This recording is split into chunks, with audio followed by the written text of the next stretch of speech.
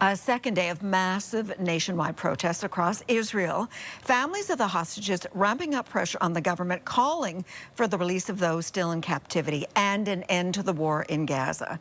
CTV's Heather Wright on this and what came out of a security cabinet meeting to discuss next steps.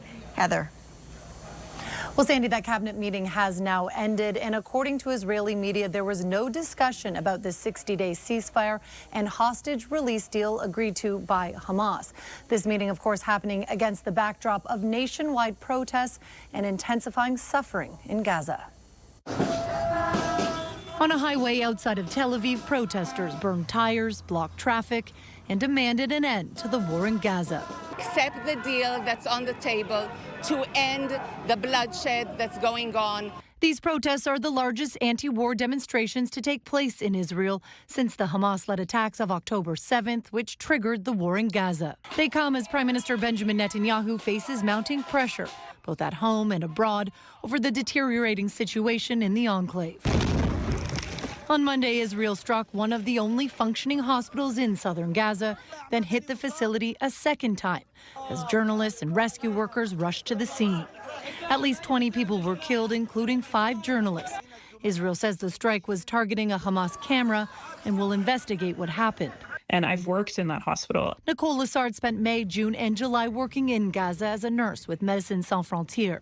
She says the suffering is constant. There's not enough food or medicine, and since Israel handed over aid distribution to the U.S.-backed Gaza Humanitarian Foundation, getting aid can be deadly.